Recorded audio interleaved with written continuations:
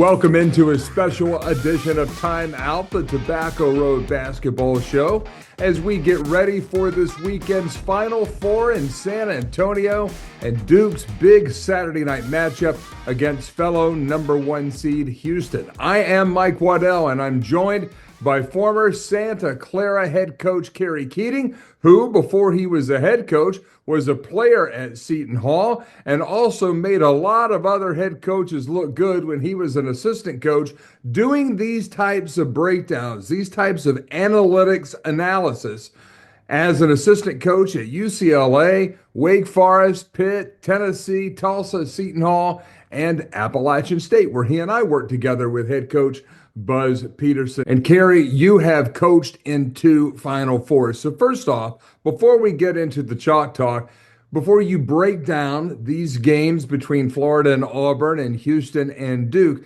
tell us what it's been like for these assistant coaches and the head coaches over the past few days as they've been celebrating their regional championship, but also getting ready to hop on that plane on Thursday and go down to the Alamo City.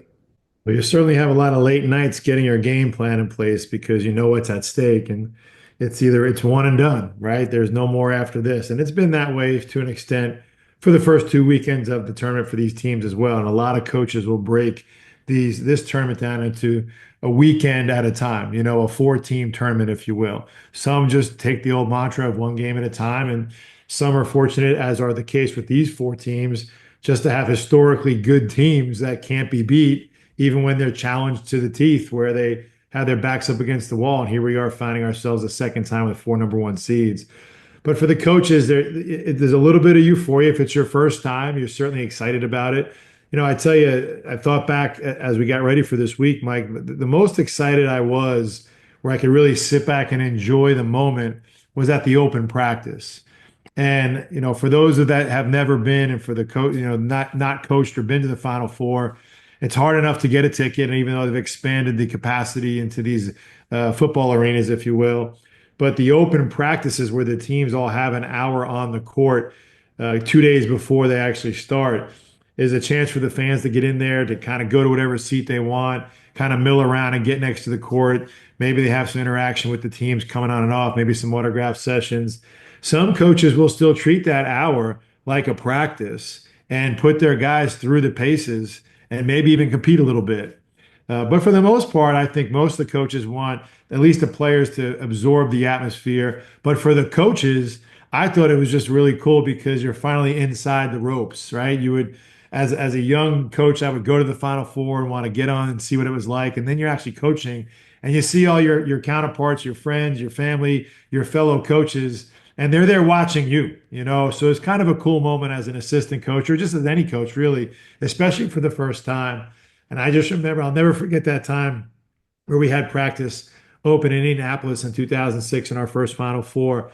It was just really a cool moment where you kind of like feel outside of yourself a little bit, and you're standing there looking around in the dome and like, wow, this is really cool. We're in the Final Four. Like, you see all the pomp and circumstance of signage and, people milling around, running around, trying to get set for the game. That was the most excited I was. And of course, when the game happened, the first game that was, because we lost the second one, but the semifinal game was probably the second most excited I was that week. But this week is all about preparation. It's all about staying focused, staying on task, helping your players stay focused and take care of their business heading in, so you can remove all the distractions come tip time on Saturday. Well, you talk about distractions, and then you have, like in our first game on Saturday night, a lot of familiarity because they're 2 SEC teams going head-to-head. Auburn against Florida, Bruce Pearl against former assistant Todd Golden. 2 SEC teams that have already played each other this season, Kerry, so there are no real secrets going into this national semifinal number 1. And when you have coaches going head-to-head against each other who have worked together before, people always make a big deal about that. Does it really matter that one worked for the other? Yeah, I think Todd was only there maybe for a season or two, a short time. And they obviously have some respect for each other, having worked on Bruce's staff as Todd. The familiarity can't be understated. I think that'll help these teams prepare themselves maybe for a little bit of a wrinkle that maybe they thought about in the prior game that they played. Certainly understanding how each other operates in different circumstances.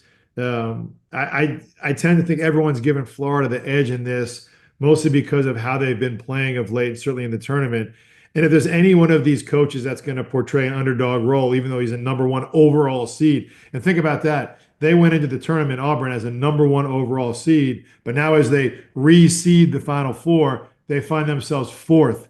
So they've given all the fuel to Bruce Pearl that he needs to feed a fire of being the underdog in a 4-1 seed Final Four. So you're going to have a lot of boisterous activity on the side of Auburn. You have a lot of calm demeanor on the side of Florida while both teams go at it. I think that'll show up in the way that they play. I do favor Florida in this because I think their offense is very, very difficult to defend. And they have a dynamic player in Walter Clayton that's proven time and time again he can make shots with the best of them at the most important times. They're also a little bit deeper, I think. And even though Auburn may pose some of a threat to be an older team and a little bit more physically mature, this is going to come down to an old-fashioned slugfest of the highest ilk because they know each other, they know what's at stake. I think it's going to be a little bit more of a free-flowing game than the second one may appear to be, but nevertheless a really, really good game and a fun matchup to watch. Now, the second game is the one that we're going to focus on right here in this special edition of Timeout. It's brought to you by North Carolina Pork here during our big bacon and basketball month. And Duke Houston, man, you talk about Houston and just the triangle. North Carolina and Houston played each other back in 1982 in the national semifinal in New Orleans. And then it was NC State and Houston playing in 1983 in that national championship game out at the Pit in Albuquerque. But now it's Duke and Houston. And Duke, hailing from North Carolina, as we talked about in Timeout, North Carolina and the Final Four is seemingly an endless history with one another, intertwined, both the Final Four and this Tobacco Road trinity of Duke, NC State, and North Carolina. And then you have Laurinburg, North Carolina native not Kevin Sampson, as the head coach of the Cougars. They are 34-4, Kerry, a dynamic team. What are Houston's strengths heading into this matchup against Duke? Well, I think it all starts with their defense, and obviously this is going to be a huge key to this game. Duke having an historically good rated offense by way of analytics that we've now become accustomed to. And without getting too paralyzed by those analytics and overanalyzed, this really comes down to just an old-fashioned defensive ability of Houston to pressure the ball. Their on-ball defense, they rank number one nationally in defense, only allow 58 points a game. Their opponents shoot 38% from the field and 29, just under 30, 29.6 from three. Their guards are really good at applying pressure, and they're really good at applying pressure without fouling. That's always a tricky thing to navigate in the NCAA tournament when you don't have your conference officials or necessarily officials with familiarity, although you may find some of them in the three-man crew at one point or another this weekend if you're fortunate enough to play two games. But they may find that when the officials get announced when they get to San Antonio this weekend. I think that's a big factor in this game. It's going to be a physical game. It's going to be one where there's going to be a lot of contact on and off the ball. The other part that I think is paramount for Houston is their ability to offensively rebound and get second chances. There's some amazing stats that have popped out as I've looked into this, Michael, that they get about 12 to 15 second chance points a game. That's a lot for a team that's playing the fifth slowest pace in the country in Houston. So it's going to be of extreme importance for Duke to rebound the ball. Now, that said, you would think that's because they're missing a lot of shots. They're not really missing a lot of shots. They just are very diligent with what they take. And they may make three-pointers at the number one clip in the country at over 40%. They're, as we mentioned, extremely physical, extremely mature. They rank in the top 20, as you mentioned, playing physical for fewest fouls per game. So there's a little bit of a chess match here in terms of how this game gets adjudicated by the officials. And I think that'll kind of dictate in what Duke's able to do. I think the first 5 minutes of this game are of extreme importance to both teams. Controlling tempo is going to be huge. And it matters versus Duke because Duke thrives on quick transition. And if Houston can get a good shot, now, as coaches, we used to say, bad shots are almost like turnovers. So if Houston can utilize their offense to the point of getting a good shot, and they're effective in going to the boards by not giving up, chances that they could get that turn into advantages on the other end in transition. Transition defense is going to be of the highest priority. And we'll get into a breakdown of how Duke can possibly take advantage of this to potentially speed up the game without going too fast. I think those things, the on-ball defense of Houston, their ability to offensively rebound and create second chance opportunities, their physicality and maturity in playing without fouling, and their ability to control tempo are the four biggest keys that Houston has going into this game. Now let's flip the script and focus on the Blue Devils. 35-3, 15 straight wins, a team that a lot of folks feel like could be as strong a Duke basketball team, top to bottom, as there has ever been. That's some pretty high praise. What do you think about the Blue Devils and what they need to really focus in on in this matchup against the Cougars out of the Big 12? Let's take those four strengths we brought up and let's start with the on-ball pressure. The obvious answer is to take the most dynamic player in the country and a 6'9", 6'10", all do-it-all player in Cooper Flagg, who can play the point guard position, can initiate offense. That size over the Houston guards may help offset some of the ball pressure. They can use what we call ghost screens. Houston likes to really show and really pressure ball screens. They like to really pressure the person coming off a down screen or coming off a ball screen. In a ghost screen, you kind of fake the screen and slip to open space.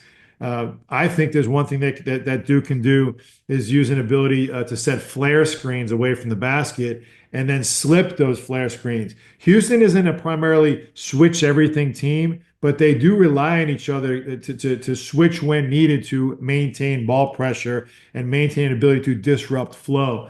I think the ability for Duke to run offense side to side and have multiple touches, but be ready to slip some screens, either on the ball or off the ball. And then anything that they can do, what we call it the delay actions, if they can set some zoom screens, which are screens into handoffs, if they can set some rescreens. Coming off the first screen may not be as effective against Houston as the second screen. So a screen and an immediate rescreen. You may draw some switches, you may draw some switchbacks. It may help confuse them and get into some slips, into some rolls to draw.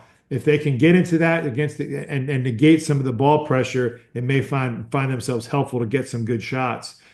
Disrupting the help and the rotations that Houston has is going to be huge. Duke, and we'll show on the film, did a great job of taking advantage of that against Alabama. Alabama didn't pressure the ball well enough. They weren't as aggressive in their tagging off the ball. They didn't do any off the ball backside switching to take away initial actions and then rotate back out. And I think Duke obviously took advantage of that. If they can use some empty sides, if Duke can get to some empty side pick and roll or pick and pops, this may limit Malawach a little bit. We saw a lot of rolling to the rim and dunking, and we'll show that in the film of how they can get that type of action with the threat of backside threes. But they may need to leave Malawach closer to the basket to start to help some rebounding ability, and obviously keep him in a position where he can hold the help, because they do block shots and they do rotate. They're not afraid to go to attack the ball. Houston's strength in rebounding and being physical in the post. The short roll, if you can get Cooper Flagg, and even Con Knipple has been pretty effective in handling the ball. Short roll into the middle of the floor, draw some early help, and then make quick, decisive decisions. Duke has shown that they can do this. This is kind of the chess match that'll happen against Houston. And then the number one thing really in the end is Houston's ability to control tempo.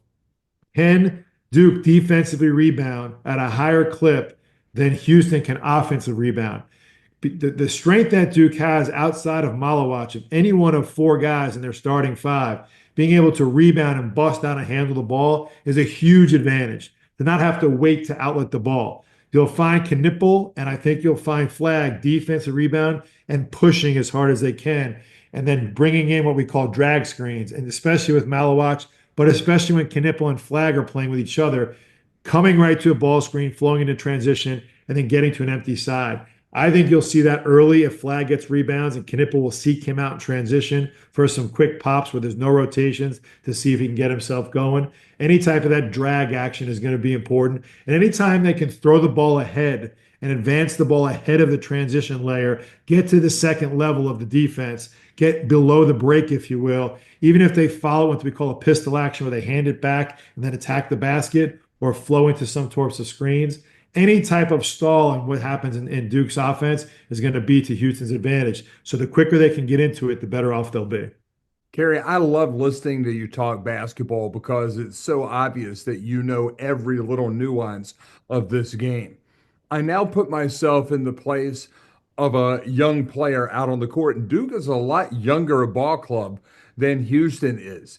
When I watch coaches, and David Glenn and I were doing this as we were seated right behind the lower seed team bench in the first row during the ACC tournament in Charlotte. Different coaches have different personalities. Some coaches are very stern and reserved, and they're more studious in how they examine the game from the sideline. And then there are other coaches who are up and down the place. It's like they're doing a full-scale workout over at Planet Fitness themselves, and they're screaming and yelling the whole time. You've been on the court as a player. You've been that guy on the sideline as well. How much of what is said from the sideline is the expression of nervous energy from the coach? And how much are the players really listening to what their sideline bosses are screaming at them on the court? Well, I think you have two coaches in Kelvin and John who have an unbelievable sideline demeanor. And what's clear to me, and you hear this more in Kelvin's verbiage than John's, is they felt they've won or lost the game in practice and preparation already.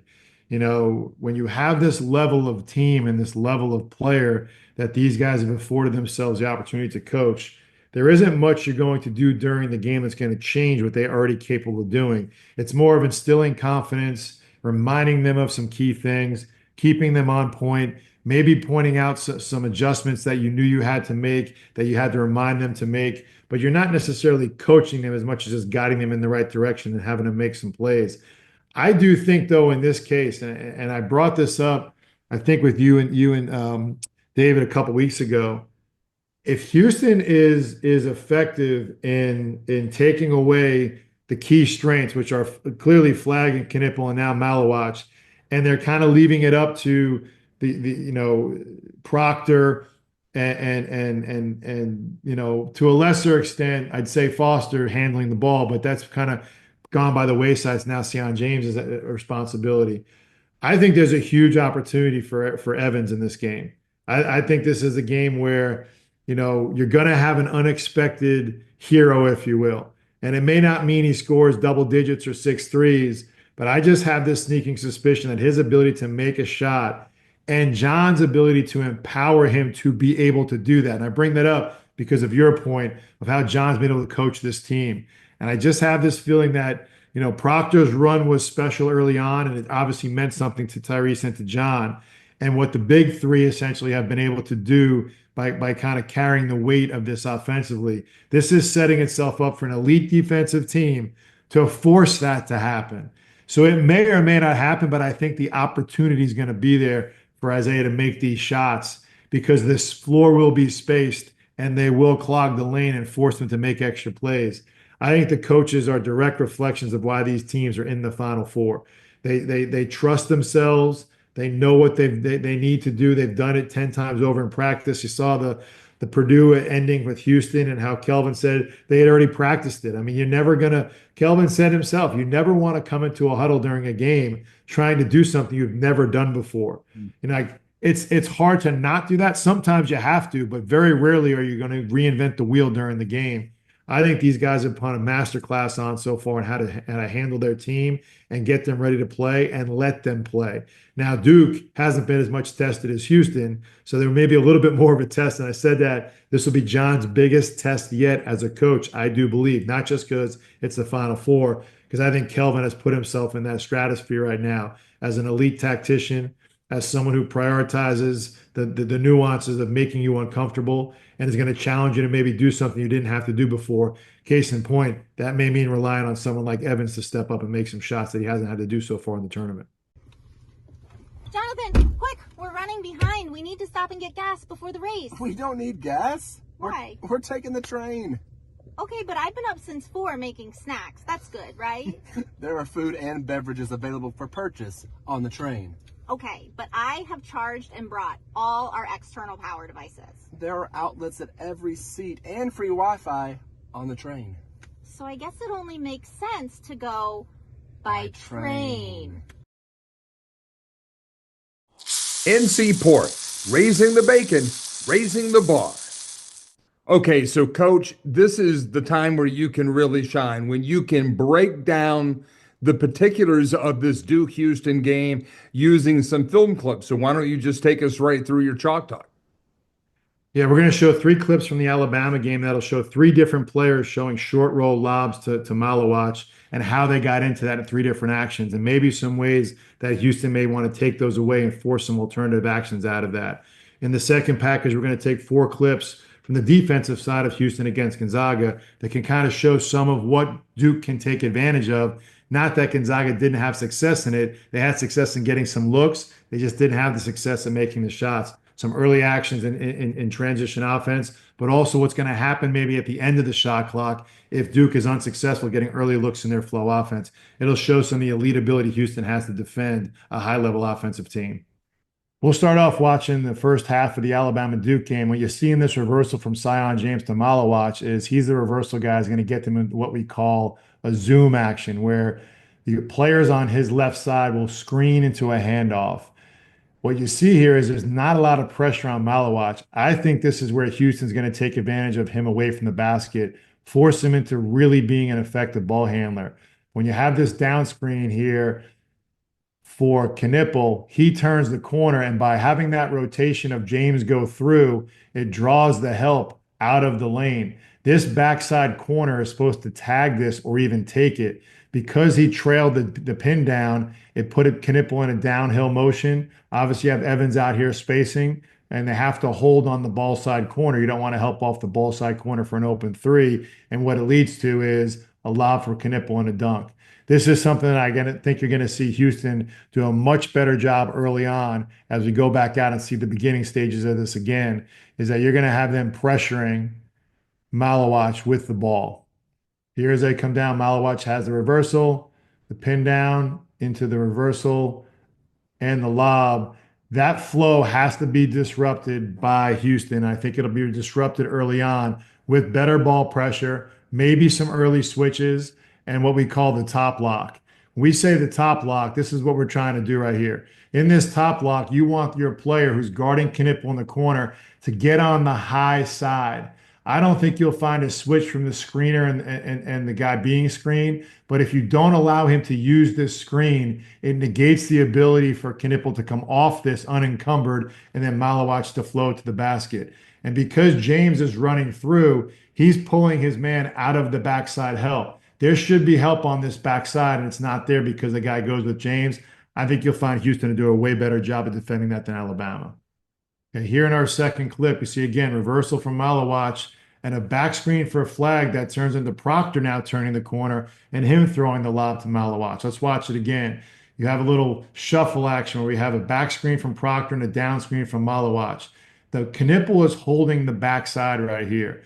And this is where the backside defenders can be involved. This is something we used to call a T-action switch or a backside switch. As these 3 players engage in this action and Knipple is holding this backside, you can see how much of a threat Knipple is by his player being in a bad help side rotation here or position because the ball is almost 4 passes away. He could switch and take Proctor off this screen, and then Proctor's guy can stay here and then essentially become Knipple's defender. This is what we talked about, the potential for skip passes, and if we have a player low to pin this in. This is where a penetration and skip can happen off these switches. If there's not a switch, this is what's going to happen. You're going to worry about flag coming off the screen, and they have to guard him in the post. And now there's really no attachment right here from the screen from Malawach. You have space right here. This is the biggest killer. And you can see Nate Oates over here kind of losing his mind because they're not attached to Proctor, and it turns into a lob dunk for Malawach. Second different guy that's throwing a lob dunk to Malawach. This is one of Duke's favorite actions to kind of get some misdirection out of what we call a twirl action. And we're going to show you they started this early in the second half. This is one of their favorite actions. You have a high 1-4 set. You're going to bring Proctor off the twirl. And as soon as that happens, you're going to have flag set a screen as Malawach empties to the low side and a Knipple again holding on that backside corner. So by having this motion, this twirl motion, one over the top, one underneath, Malawach isn't really setting a screen for Proctor as much as kind of showing that he is. He dives into this short corner and he holds that short corner with Knipple as he goes through. And with Knipple being such an effective shooter, they're worried about him on the backside because on this short roll, we talked about this in the keys to the game, putting Cooper Flagg in short roll positions where he can make a decision, score, lob to Malawach, kick out to Knipple, or maybe even to Proctor if that Proctor side guy Holt comes in to help on the roll right here. They need to do a better job, what we call weaking this ball screen. And a lot of times in the NBA, when they say weak, they want to force everything left. The reason why they do that is because they know, one, which way the ball is going, and two, where the help is. But there's no real tag, and the tag stops Flagg from getting downhill. James does a really good job right here of making this pocket pass. But again, there's no ball pressure. This is where I think Kelvin will do a much better job than Alabama did with this Houston team of pressuring the ball. You can see Proctor's man has his head back to the ball. He's got to at least be in a position here to stunt at this and maybe deflect James or deter James from throwing this past the Flagg. I don't know if Sears will be able to get in here and take this pass away, but he's too concerned with Proctor right now. This is the discipline that Houston has. I think you'll find this play defended by Houston way better than Alabama did. Alabama's just kind of going with the flow. And you can see this is a 6-point game. This wasn't like they were just hoping the game was over and it was out of hand. They're in this game. This is the start of the second half, but they're allowing this flow to happen. Houston has to disrupt this flow. They either have to chuck cutters, they have to switch off the twirl, they have to trap the screen or hard hedge it or get more aggressive above the three-point line, or Sears has to get off and play two on this backside because the next two threats are Knipple on the backside three and obviously Malawach on the short corner right here. This gives Cooper Flagg all the space he needs. This is why Cooper Flagg is one of the elite players, if not the elite player in the country. The ability to make this play in short space is not as easy as this looks. He does it without a dribble. Right away, he sees Malawach up top. If number 0 was able to sink down and put a body on Malawach, you'd see that ball get flown right back out into Knipple's hands, and then James would step up for a one more if Nelson rotated. This is way too easy in one of Duke's special and most favorite actions right here that Alabama doesn't give them any resistance. You're going to find a way different outcome on defense if you're Houston. Let's watch it in totality here as it flows in. You have the guards going over the top and the bottom. Malawach sinks to the opposite side, and you get the short roll and the lob to Malawach. That's 3 different guys that have now thrown a lob to Malawach in 3 different sets. All right, let's talk about Houston on defense real quick. Let's go back to the second round in a more potent offensive team than Houston faced, obviously, in Tennessee in the Elite Eight. Gonzaga, one of the better offensive teams in the country. All right, what we're going to see in these clips right here is how, one, transition defense now. And here's that early drag screen I talked about. This is what you'll find. This is Ben Gregg now, obviously a way different shooter and a way different player. But here's that empty side drag and an empty side pick and pop. This is an action that Duke has to try to exploit early on in transition. Run the floor, get 2 to a side, keep an empty side, put Malawach down the rim to draw the attention of the defense in the lane and see if they can get Knipple or Flagg for a pop. Gregg misses a shot. Obviously, that's something that has to be different for Duke. Here's our second clip again, transition after a make. They're going to hit the wing and try to go into a drive action right here. They drive the opposite big through. Now, the reason why we brought this one up is because Knipple has a propensity when he's handling the ball to go opposite the ball screen. And that'll be highlighted in Houston's scouting report. Either make Knipple use the screen, or we're going to let him go opposite the screen and not worry about the screen at all. We're just going to bring the help off the screen because he really likes to go opposite the screen. What happens here, it goes opposite the screen, and now they recover into a shot blocking opportunity. Duke has to get to the paint and play off 2 feet and have to kick that thing back out. Houston's going to chase the ball, and as we talked about, load to the paint, almost over help. Extra pass is going to be really important for Duke. Again, transition defense here off a miss. You can see Houston getting back, someone on the ball, a lot of pointing and talking. Again, another opportunity at an early drag and pop doesn't really happen. Now they're going to get into a little bit of an action where they go a double screen into a ball screen, and then another one on a slip right here. Now the difference in this, and this is a great action because, again, we talked about that over help that Houston has a propensity to do. They're good at overhelping and taking away the initial strength. The difference is that this is going to be Knipple. This could be Flag. This could be Proctor. They'll have a way better shooter in the corner than Gonzaga does right here. This could be a pretty good action that you might see Duke run early on to try to get an early side or an early look at a three. Take advantage of the overhelp of Houston sinking to the lane. And then the last clip here, we have a high ball screen out of a horn set that turns into that zoom action that we saw early on. A little bit of a fumble right here, but here comes the back screen after the zoom. They want to turn the corner and set the backside pickup. What's key for this is that now look at the shot clock. This is what we talked about Houston, getting this into a short possession game. They've done a good job of taking this down from 30 now to under 15. And watch what Houston decides to do against Ike, the post player from Gonzaga. They're bringing a double on the dribble. This is going to be really interesting to see if Houston decides when Cooper Flag is in his back down game, when Knipple's in his back down game, and they're isolated like that. See how Houston is spread right here. They do all have an eye on the ball, but they're all covering their man and ready for rotations. They're going to have a person in the hole. They're going to have a person on the nail. And they're going to have a person on the immediate side kick out. They bring the double, and now the rotations are on. You've got a cover two on the backside with number 4. I know if this is Cryer right here. He's going to take the next pass out, and they'll rotate out of the double and fly across. Or he might be successful in taking the first pass away. Here's the X out, and here's the rotation. The backside guy takes it because he's closer, and then the guy that went to the double will stay. Houston's ability to guard multiple players is really going to be beneficial to them if they want to go to a double team right here. They guard the dribble, albeit not effectively keeping out of the paint, but what do we talk about? Load to the paint. They have a shot blocker, they have a backside crackdown, and they got their 3-man ready for a rebound. They get a little piece of it, and they end up rebounding the ball. Another block shot. This is the elite defense that Houston proposes the problem for Duke.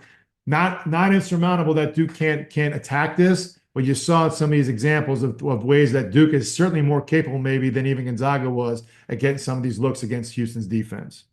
Michael Berard, Managing Director Investments with the Founders Group at Stifel, works with a select group of high net worth individuals and institutions to develop and implement investment plans tailored to their specific objectives and risk tolerances. If you are interested in highly personalized, well-researched guidance and outstanding personal service, you can contact Michael at 984-364-2002. That's 984-364-2002. Stifel Nicholas and Company Incorporated, member SIPC and NYSE.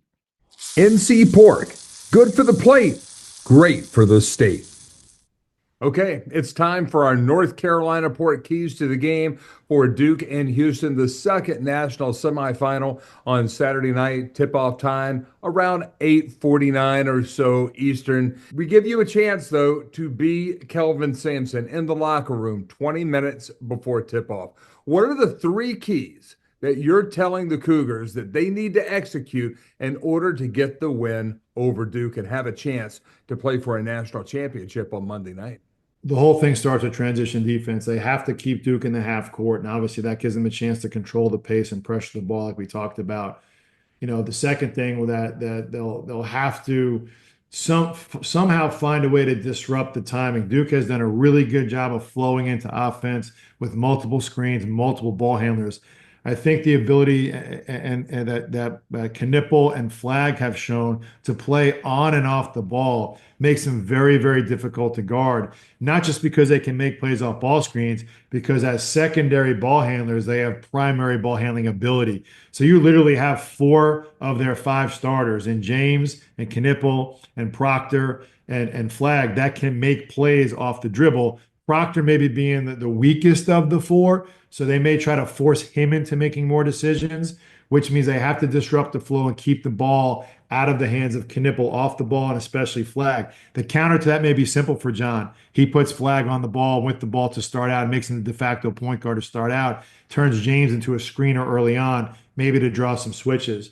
But they have something that we call top locking, where As Knipple comes off a screen and he's below the break, if you will, and the ball's coming to him, the defender gets in between and forces a back cut.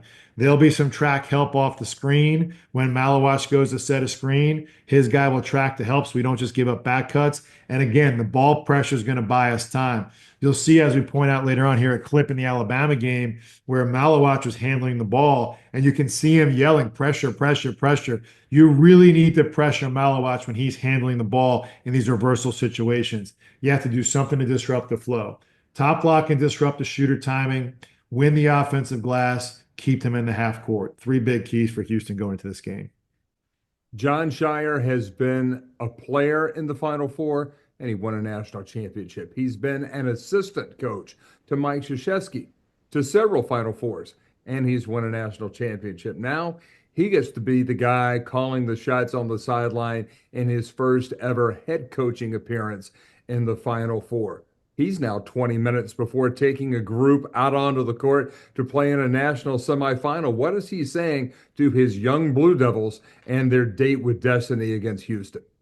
Well, the chess match here is who can win the transition battle. So we start transition offense with getting stops on defense. It has to be one and done. We cannot allow them to get second chance points, not just for the ability to get the second chance points, but what that also does, Mike, it gives them a chance to set their defense. We have to really be locked in on defense for Duke to get them disrupted, maybe force some turnovers, even though they do a great job of taking care of the ball. But we have to board. All five guys have to board. And as I mentioned, 4 of the 5 on Duke's starting 5 are very comfortable in what we call busting out, rebounding, clearing some space with the ball, and then starting.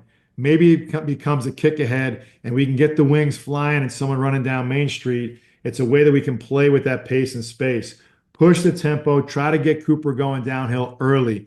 You don't want to force and take the first shot you can, but you want to take the first best shot you can.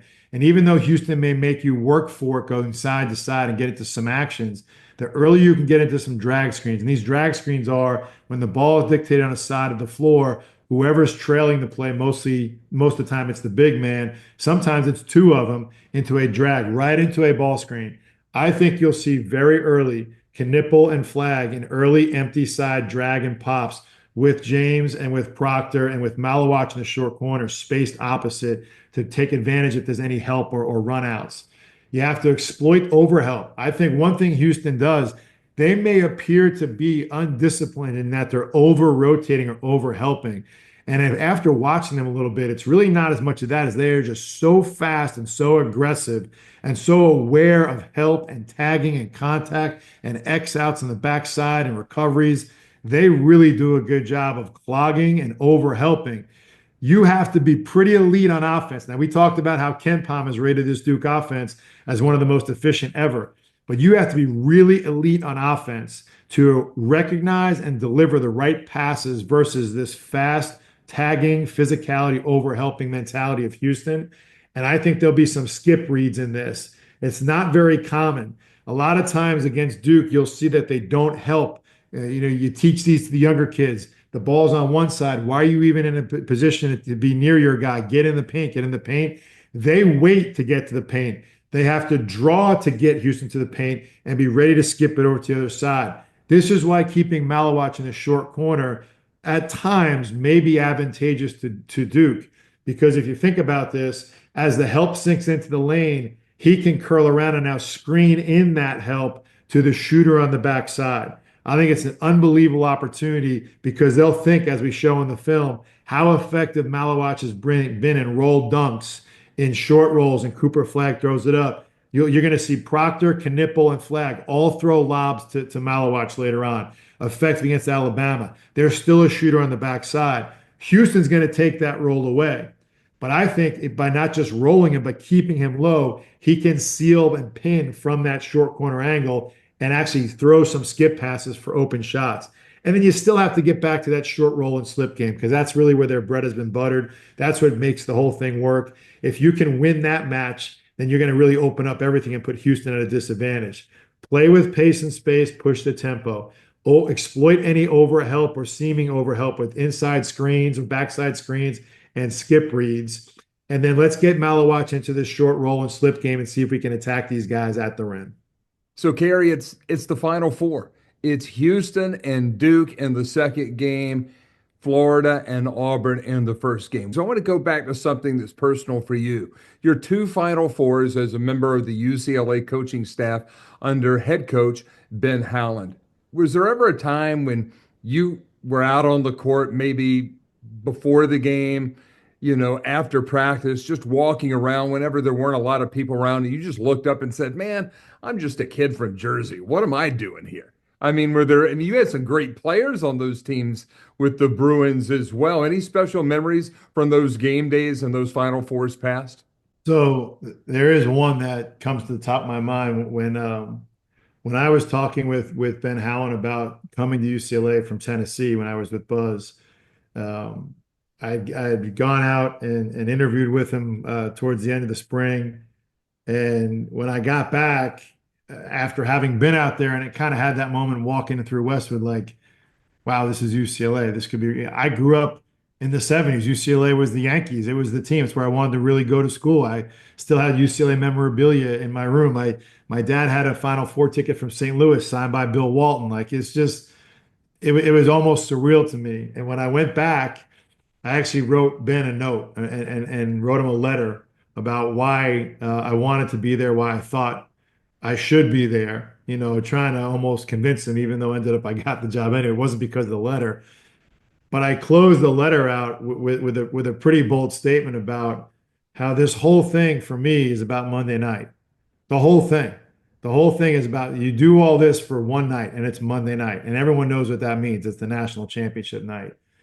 And Ben's not a sentimental guy. I'm not sure that I actually rang or brought some tissues out for him because I got into some personal stuff about my journey as a coach and what I wanted to do, and having a chance to win a national championship was really, really special. And obviously what that could mean for everything else that comes with possibly doing that. And when we got there after beating LSU in 2006 and got ready to play Florida, he usually waited to come out of the tunnel till about a couple minutes before tip off. And Chris Carlson, our administrative assistant, our assistant coach, he would wait with him and kind of just make sure everything was okay. But I made it a point to wait. I usually went out with the players, but I made it that second time a point to wait. And I got a chance for about 15 seconds from the locker room before we got out of the back tunnel to remind Ben about the letter and remind in turn and said, like, I was right. I was right. This is about Monday night, and we're here. Like it actually happened. Like, it was just special to me to talk to him I told you so. Like, I told you we're going to be here. I basically told him in the letter, like, you hire me, I'll remind you of how special this is on Monday night. And then you got a chance to actually do it 3 years, 3 years later. Just one of those times I'll never forget. Probably didn't mean anything to Ben, but to me it meant everything. I still have the tickets and the piece of net I cut on my wall here in the office, along with the other championship box scores I was fortunate to be a part of. But to have a chance to win that regional, get to that point, but then tell him, what came to fruition, what I really felt, how important this was. Coaching on Monday night is a very unique opportunity that a lot of coaches, when they get there, it kind of sinks in. And from that point on, once the ball is up, and as I say, the ball is tipped, I mean, it's just everything else kicks in, just trying to win the game. It does come down to that place on Monday night, a little after 11 o'clock Eastern time, maybe closer to midnight if it's a longer game, but everybody's looking around for their one shining moment. Will it be Duke, Houston, Auburn, or Florida? We will not know until those games are played on Saturday. And then we have a better look ahead to Monday's championship game. We'll be back with another edition of Timeout before then. But for now, for Coach Kerry Keating, I'm Mike Waddell. Thanks for tuning in this special edition of Kerry Keating Chalk Talk as we get ready for the San Antonio Final Four right here with coverage presented by North Carolina Pork on the North Carolina Sports Network.